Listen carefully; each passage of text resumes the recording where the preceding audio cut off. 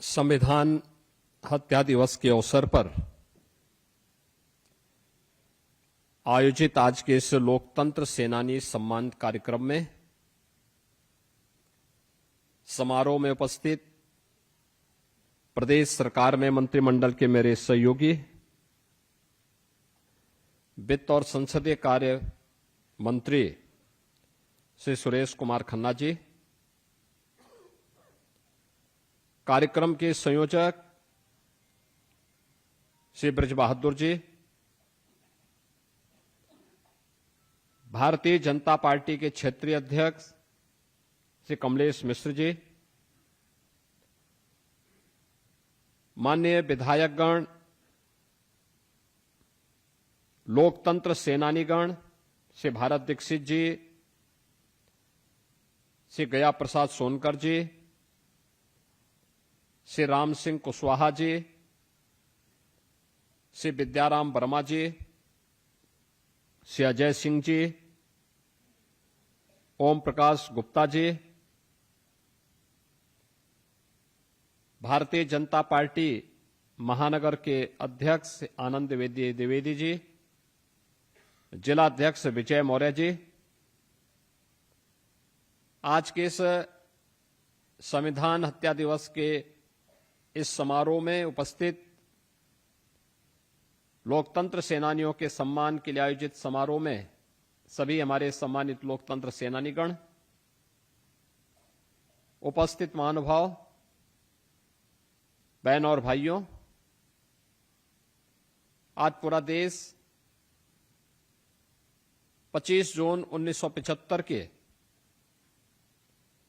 उस काले अध्याय को स्मरण कर रहा है जिसमें अपनी निहित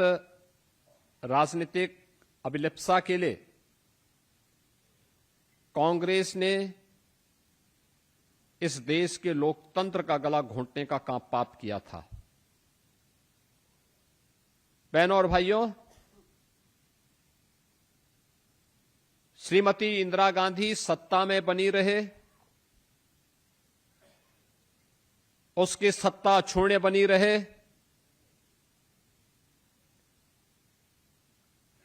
इसके लिए न्यायालय के आदेश उस पर लागू न हो सके, अपने इस पाप का परिमार्जन करने के लिए उन्होंने इस देश के नागरिकों का, दलितों, वंचितों, पिछड़ों, महिलाओं और हर उस वयस्क मतदाता के उस अधिकार को छीनने का कुत्सित प्रयास किया जो भारत के संविधान के शिल्पी बाबा साहब डॉक्टर भीमराव अंबेडकर जी ने भारत के प्रत्येक नागरिक को बिना भेदभाव के उपलब्ध कराया था।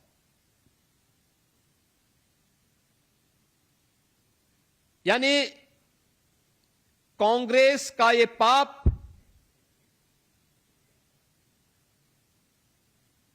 केवल भारत के लोकतंत्र को ही कुचलने का पाप नहीं था, ये बाबा साहब भीमराव अंबेडकर के सपनों पर सीधे सीधे प्रहार था।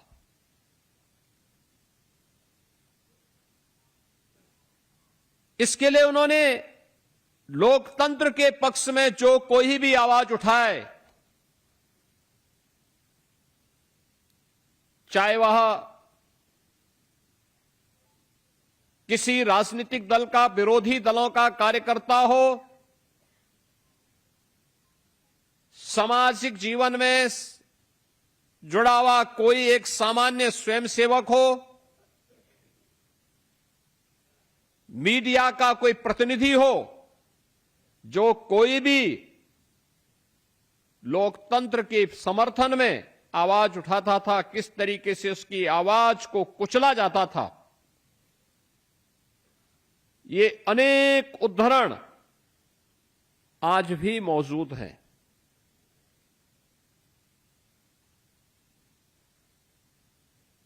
स्वाभाविक रूप से बात सामने आती है,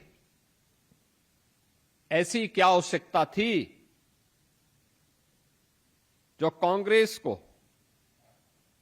25 जून 1975 को देश के अंदर आपातकाल थोपना पड़ा था। हम जब निष्कर्ष पर पहुंचते तो एक ही निष्कर्ष सामने आता है, केवल अपनी सत्ता को क्षुण्ण बनाए रखने के लिए कांग्रेस ने यह पाप किया था और अपने पाप को छुपाने के लिए कांग्रेस ने उस समय के नौजवानों की आवाज को, राजनीतिक दलों के कार्यकर्ताओं की आवाज को, विभिन्न सामाजिक और सांस्कृतिक संगठनों की आवाज को दबाने की भी कुत्सित चेष्टा की थी। बहनों और भाइयों, संविधान का प्रियम्बल संविधान की आत्मा कही जाती है। जब देश के अंदर लोकतंत्र सस्पेंड किया गया था,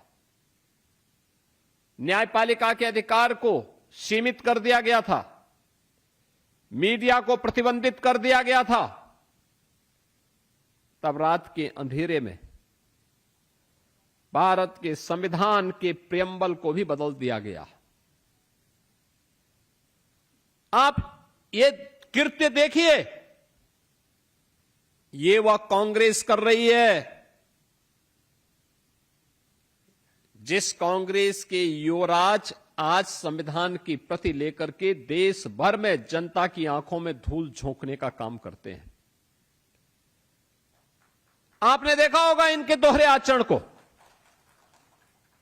इनका यह दोहरा आचरण जो संविधान की प्रति लेकर के लोग घूमते हैं,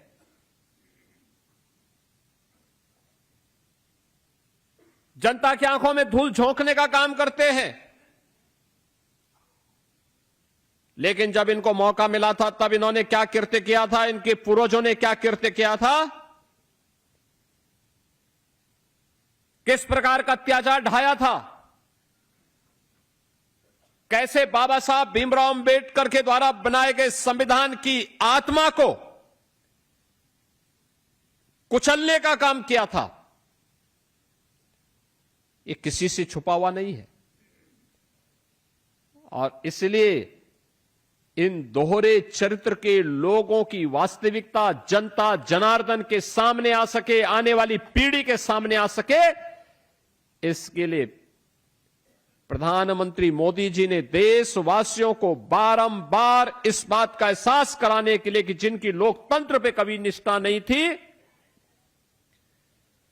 जिन्होंने अपने स्वार्थ के लिए देश के लोकतंत्र को तोड़ा मरोड़ा,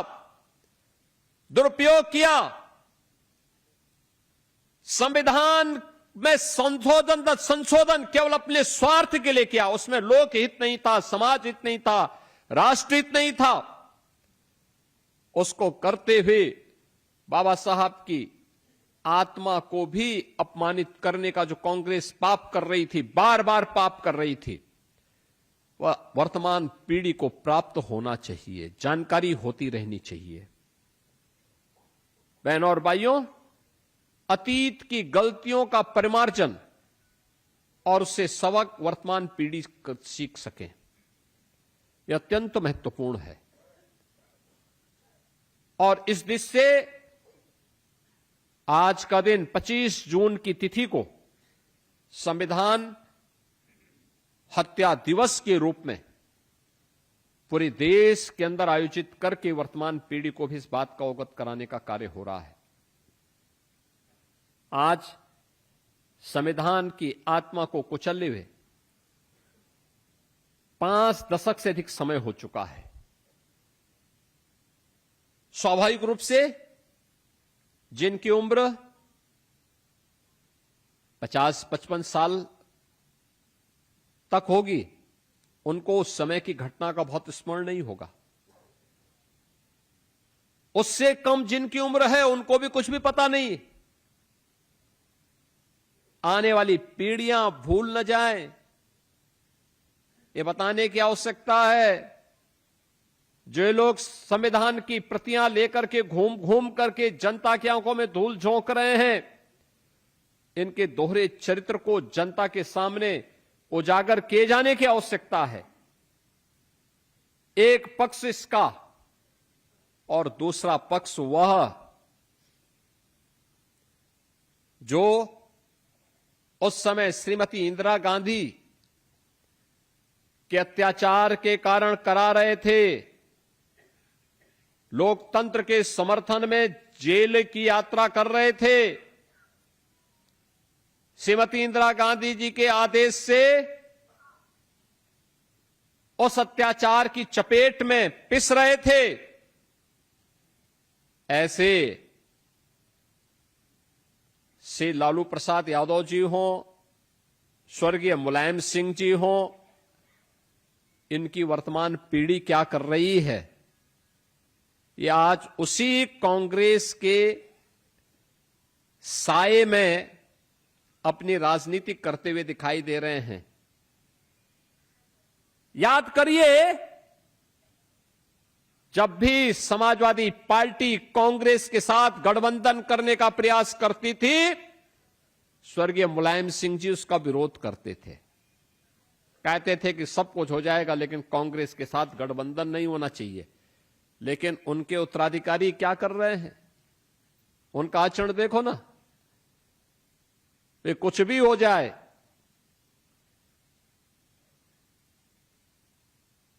वह कांग्रेस के डूबते हुए जहाज पर सवारी होकर के मुलायम सिंह की विरासत को भी डुबोने के लिए उतारू हैं। क्योंकि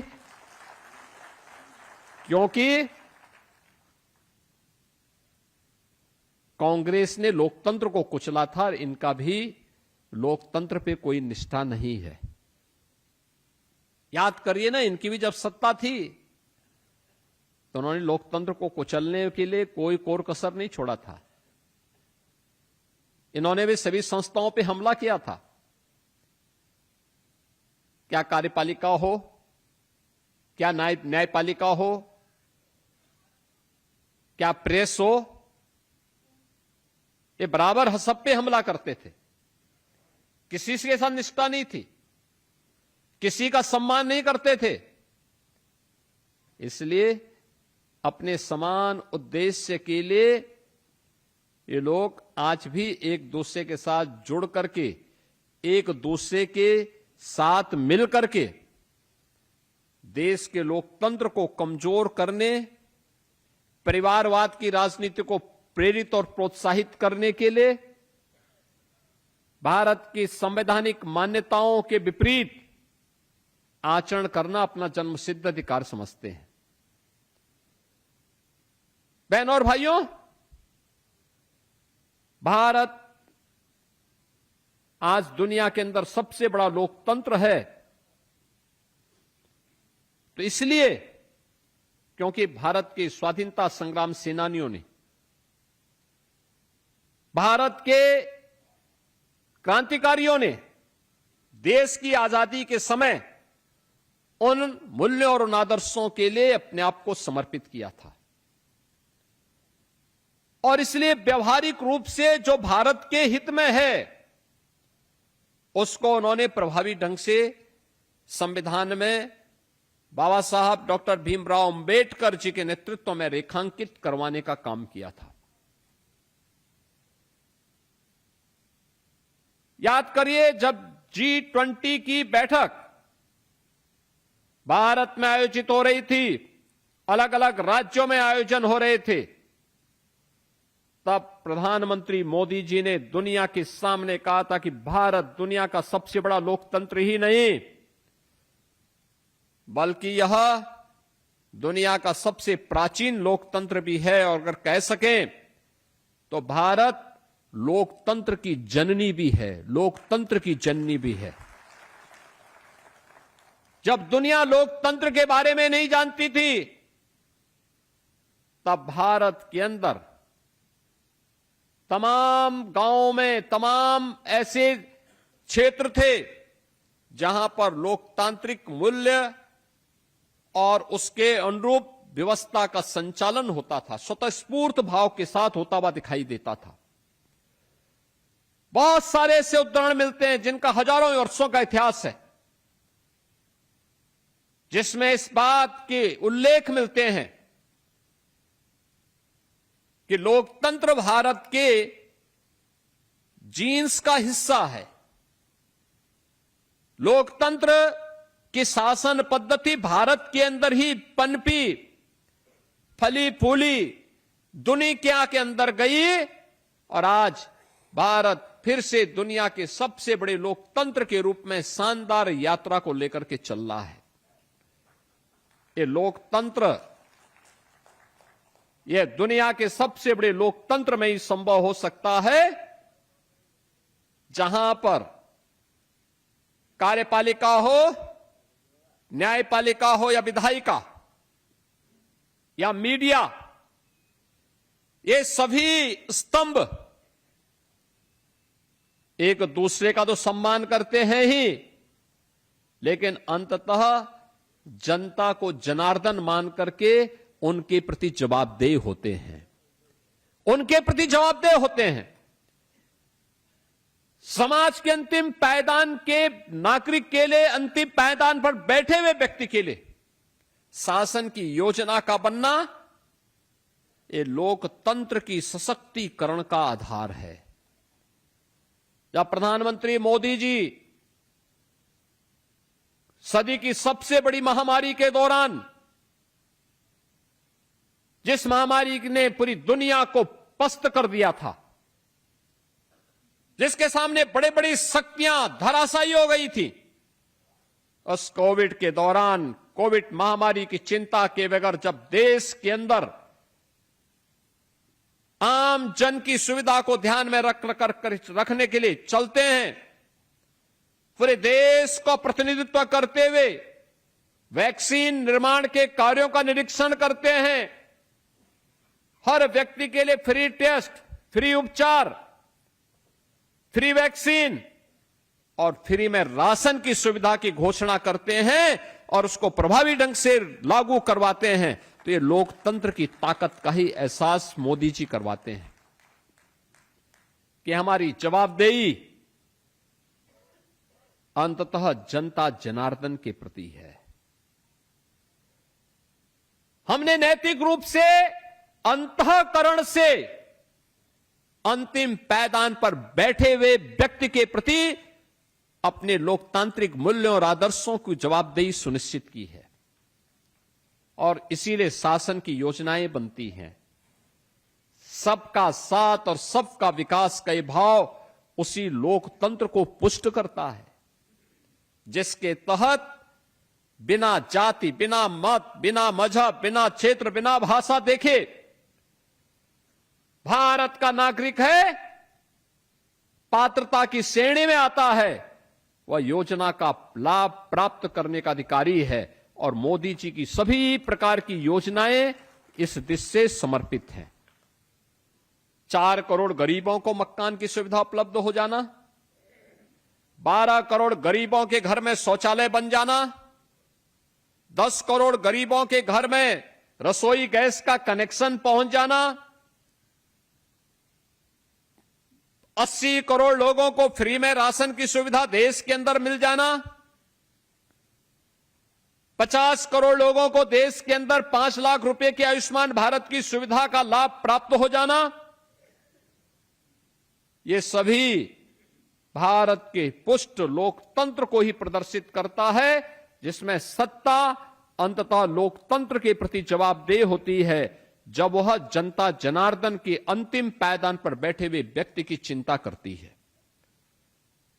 एक तरफ मोदी जी के नेतृत्व में लोकतंत्र को मजबूती प्रदान करने का वह अभियान, जिसमें जनता ही सब कुछ है। लोकतंत्र का मतलब भी यही है, जनता का शासन, जनता के द्वारा, जनता के लिए। योजना का लाभ, उसका अंतिम, उनका निष्कर्ष क्या है, वो अंतिम पायदान पर बैठे हुए जनता जनार्दन के व्यक्ति को इस योजना के साथ जोड़ना। परिणाम 25 करोड़ लोग गरीबी रेखा से मुक्त होकर के एक नए मध्यम वर्ग के रूप में उभर करके अपनी आकांक्षाओं की पूर्ति करते हुए दिखाई देते हैं और देश के विकास में अपना योगदान देते हुए दिखाई देते हैं। ये जो अभियान है, ये उसी अभियान का हिस्सा है। एक तरफ मोदी जी के नेतृत्व में पुष्ट हो रहा लोकतंत्र, और दूसरी तरफ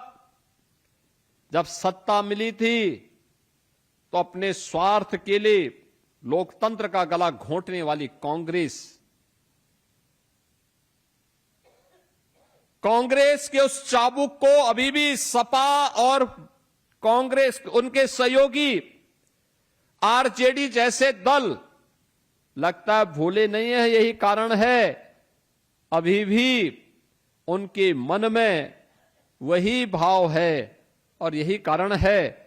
कि लोकतंत्र को कमजोर करने के लिए इनके द्वारा सत्ता में रहते हुए भी और आज भी लगातार उस प्रकार की शरारतें की जाती हैं जो जब इन्होंने सत्ता में रहते हुए की थी। बहनों और भाइयों, हम सबको इसके प्रति सजग रहना चाहिए। आज मुझे इन लोकतंत्र सेनानियों का सम्मान करते हुए यहां पर गौरव की अनुभूति हुई। उनकी अपनी पीड़ा है। उस समय के अत्याचार को उन्होंने अपने आंखों के सामने लोकतंत्र को बचाने के लिए, सरकार के मनमानेपन पर लगाम लगाने के लिए जेल की यातना सही, और इसीलिए प्रदेश में जब लोकतांत्रिक मूल्यों के प्रति समर्पित सरकार आई तो सरकार ने भी उन लोकतंत्र सेनानियों के सम्मान के लिए अपने कार्यक्रम को आगे बढ़ाया। आज मुझे बताते हुए प्रसन्नता है कि प्रदेश के अंदर हमारे 3,780 लोकतंत्र सेनानी, 1,461 उनके आश्रित हैं। आश्रित में लोकतंत्र सेनानी की पत्नी या उन पर आश्रित कोई एक व्यक्ति, इनको हम लोगों ने उसके साथ जोड़ा है। हम लोगों ने लोकतंत्र सेनानी की अगर दुर्भाग्य से मृत्यु होती है या उम्र के कारण, किसी बीमारी के कारण या किसी अन्य आपदा की चपेट में आता है और उनके उत्तराधिकारी यथास्थिति पति पत्नी को वर्तमान में हम लोगों ने व्यवस्था दी है, और 2018 से हम लोगों ने उनकी प्रतिमाह सम्मान राशि 20,000 रुपये प्रदेश के अंदर की है। 20,000 रुपये हम उन लोकतंत्र सेनानियों को उपलब्ध करवाते हैं। इसके साथ ही लोकतंत्र सेनानी या उनके उत्तराधिकारी यथा पति अथवा पत्नी में से जो भी हों, एक सहायक के साथ पूरे प्रदेश में उत्तर प्रदेश राज्य परिवहन निगम की सभी श्रेणी की बसों में निःशुल्क यात्रा की सुविधा भी उन्हें प्रदान की गई है। लोकतंत्र सेनानियों को राजकीय चिकित्सालयों में निःशुल्क चिकित्सा सुविधा उपलब्ध करवाई जा रही है, और मैं इसको कहता हूं कि लोकतंत्र सेनानियों को अब हम कैशलेस 5 लाख रुपए की प्रतिवर्ष स्वास्थ्य की सुविधा उपलब्ध करवाने की कार्रवाई के साथ भी जोड़ने जा रहे हैं। बहुत शीघ्र इसके कार्यक्रम को आयोजित करके इस अभियान को हम मजबूती के साथ आगे बढ़ाएंगे। लोकतंत्र सेनानी की मृत्यु होने पर अंतिम संस्कार भी राजकीय सम्मान के साथ किए जाने का सरकार के द्वारा एक व्यवस्था बनाई जा रही है, जिससे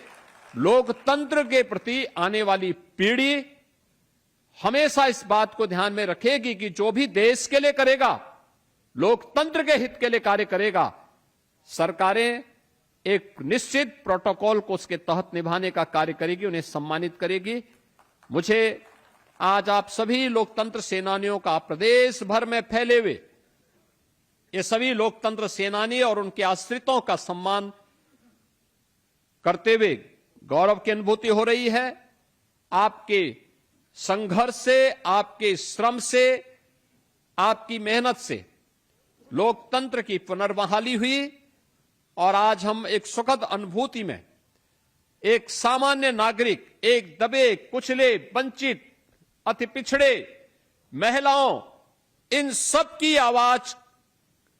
डबल इंजन की सरकार बन पा रही है। ये इसी कारण संभव हो पाया है, और इसलिए आज के इस अवसर पर मैं आप सबके स्वस्थ और दीर्घ जीवन की कामना करता हूं और आपको आश्वस्त करता हूं, ये डबल इंजन सरकार आपके साथ खड़ी है, पूरी मजबूती के साथ आपके हितों का संवर्धन करेगी, आपका सम्मान करेगी, जिससे आपकी उपस्थिति लोकतंत्र को जीवंतता प्रदान करती रहे। इस विश्वास के साथ हमारे अन्य लोकतंत्र सेनानियों का सम्मान यहां पे निरंतर चलता रहेगा। हमारे माननीय जनप्रतिनिधिगण यहां मौजूद हैं, उनके द्वारा किया जाएगा। इन शब्दों के साथ मैं आप सभी के प्रति अपनी शुभकामनाएं देता हूं। धन्यवाद। जय हिंद।